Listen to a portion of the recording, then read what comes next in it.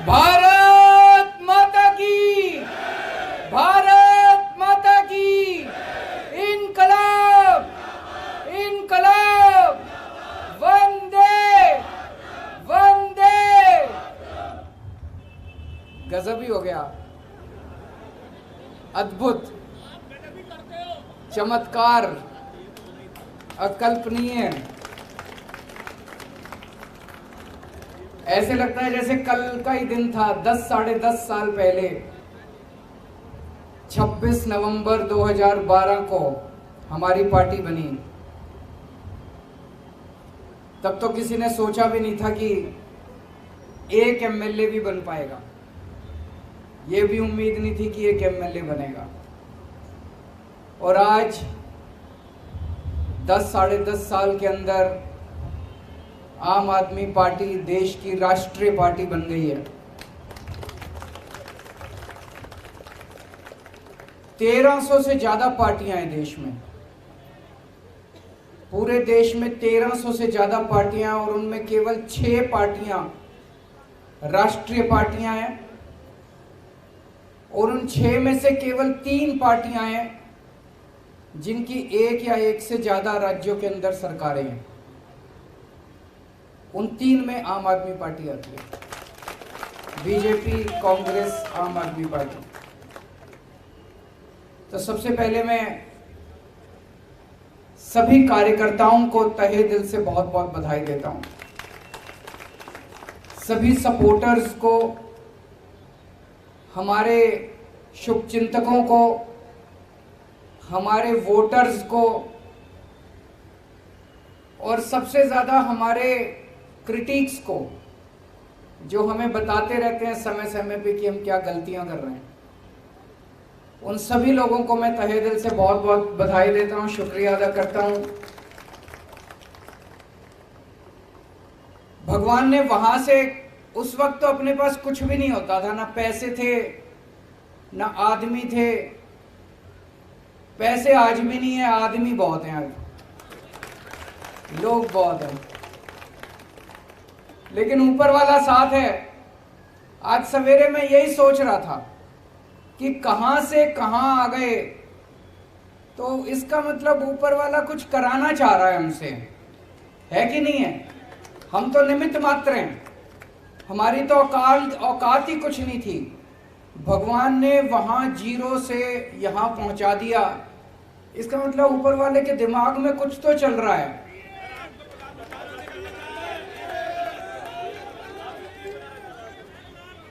ऊपर वाला कुछ तो हमसे, देश के लिए कुछ तो कराना चाह रहा है।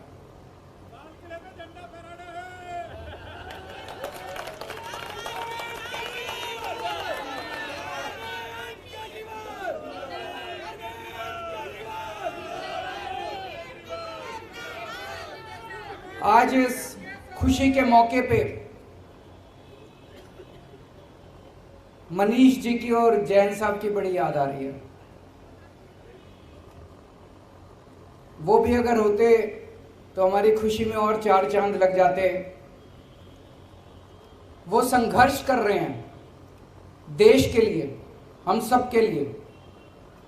इस वक्त देश की सारी राष्ट्र विरोधी ताकतें, जो इस देश का भला नहीं चाहती, जो इस देश की तरक्की नहीं चाहती, वो सारी ताकतें मिलके आम आदमी पार्टी का विरोध कर रही है। मनीष सिसोदिया क्या क्या कसूर है? कल मैं एक उद्घाटन करने गया था ईस्ट विनोद नगर में, एक स्कूल में। सरकारी स्कूल है, सरकारी स्कूल है, और उसमें फ्रेंच पढ़ाई जाती है, जर्मन पढ़ाई जाती है, स्पेनिश पढ़ाई जाती है, जापानीज पढ़ाई जाती है। मेरी पढ़ाई हिसार के सबसे बड़े प्राइवेट स्कूल में हुई थी। हमारे स्कूल में भी ये सारी चीजें नहीं पढ़ाई जाती थी। बड़े बड़े प्राइवेट स्कूलों में नहीं पढ़ाई जाती। आज दिल्ली के सरकारी स्कूलों के अंदर वो शिक्षा दी जाती है। तो मनीष सिसोदिया का कसूर था कि उसने गरीबों के बच्चों को सपने देखने सिखाए, कि सपने देखो, बड़े बड़े सपने देखो, उनको पूरा करने का जज्बा रखो। यह कसूर था मनीष सिसोदिया का। 75 साल से गरीब का बेटा गरीब रह जाता था क्योंकि अच्छी शिक्षा नहीं मिलती थी। उनको उसने सपने दिए, उनके सपनों को उसने पर दिए, और ये सारी राष्ट्र विरोधी ताकतों ने मिलकर मनीष सिसोदिया को जेल के अंदर डाल दिया।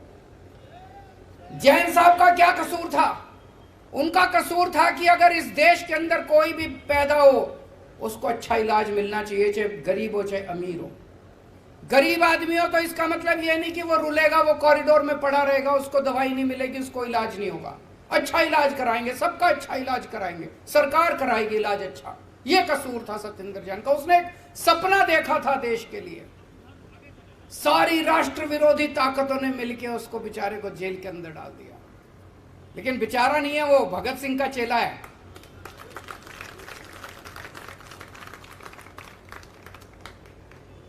तो ये सारी राष्ट्र विरोधी ताकतें आम आदमी पार्टी को रोकना चाहती है, लेकिन ऊपर वाला हमारे साथ है।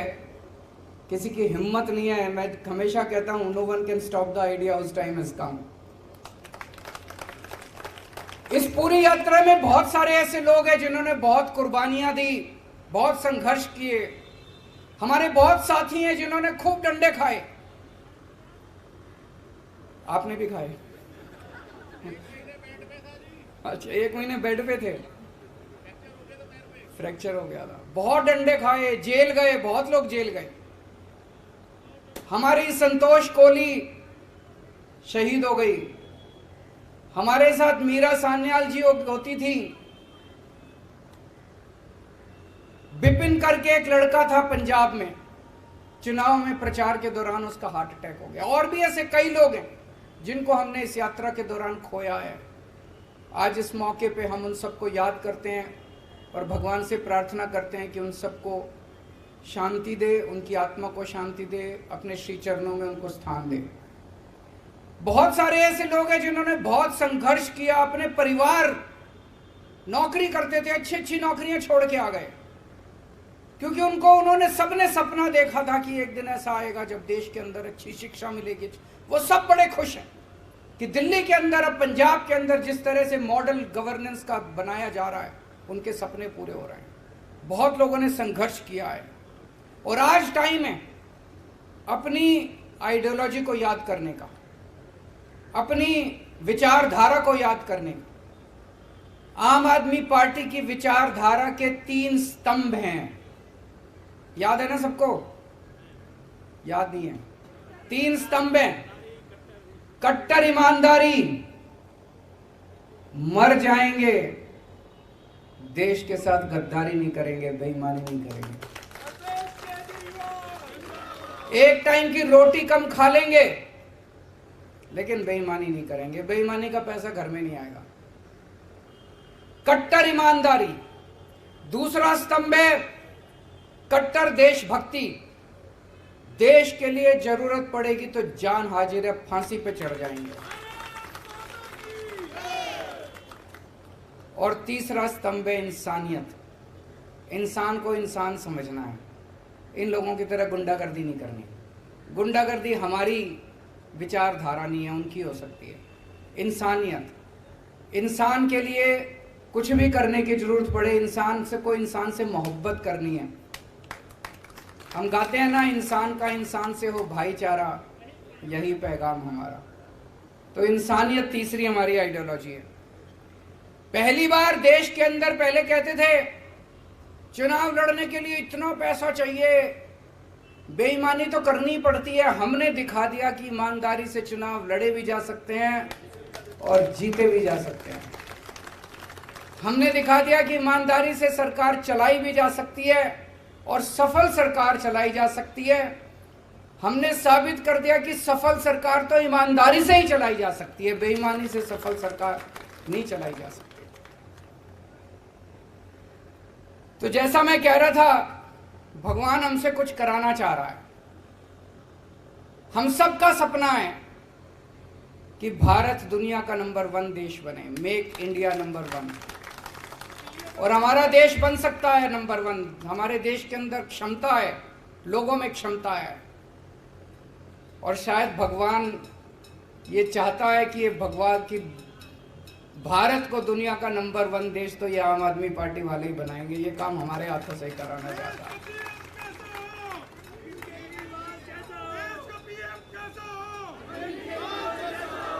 देश की राजनीति के अंदर राजनीति को एक नई दिशा दी है। अभी तक जब भी ये लोग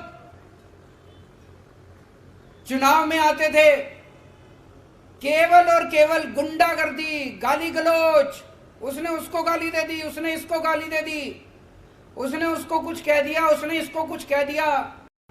टीवी वाले आते थे, जी उन्होंने आपके बारे में ये बोला, आपको क्या कहना है? अरे बोलने दे, क्या हमको क्या लेना देना किसी ने क्या कहा हमारे बारे में। बस यही चलती थी राजनीति। इसने ये बोला जी आपके बारे में, आपको क्या कहना है? उसने ये बोला जी आपके बारे में, आपको क्या कहना है? जाति के नाम पे, धर्म के नाम पे पहली बार इन सबको, सबसे बड़े नेता को एक फर्जी क्लास में ले जाके बिठा दिया हम लोगों ने।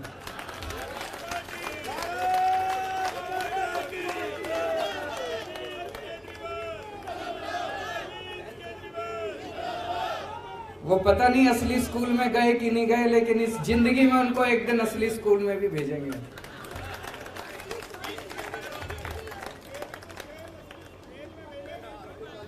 पहली बार देश की राजनीति में स्कूलों की बात होने लगी है। जहां हम जाते हैं चुनाव लड़ने, वहीं पे सारी पार्टियां स्कूलों की बात करती है, अस्पतालों की बात करती है, मोहल्ला क्लिनिक की बात करती है। सुन के अच्छा लगता है। यही तो होनी चाहिए राजनीति। असली राजनीति तो यही है कि स्कूल की बात हो, राजनीति, पानी की बात हो, बिजली की बात हो। अब सारी पार्टियां कहती है बिजली फ्री दे, देती नहीं है, कहती तो हैं, कहलवा तो दिया सबसे। अमित शाह जी ने भी एक, मेरे को याद है कहीं बोला था, वेस्ट बंगाल में जाके बोला था हमारी पार्टी की सरकार बनी तो इतने यूनिट बिजली फ्री, कहलवा सबसे दिया, करवा भी देंगे सब लोगों से धीरे धीरे।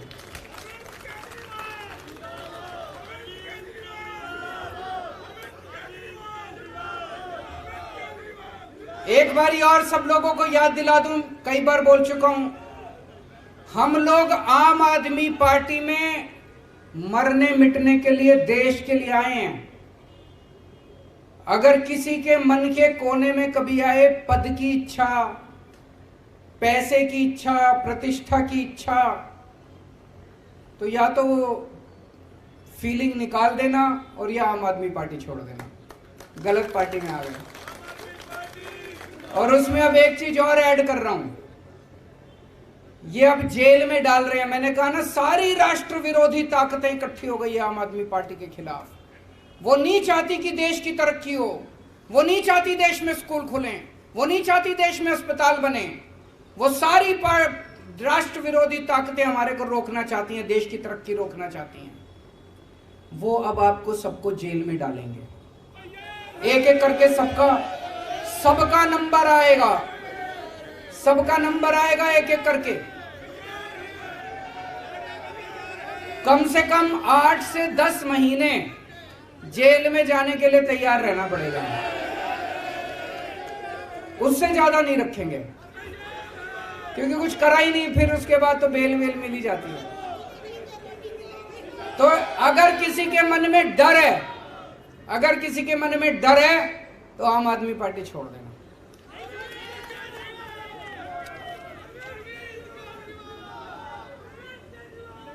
जैसा मैंने कहा, आज 2 किस्म की राजनीति देश के अंदर चल रही है। एक पॉजिटिव राजनीति, आपने देखा होगा दिल्ली के अंदर हम चुनाव लड़े, हमने कभी किसी को गाली नहीं दी।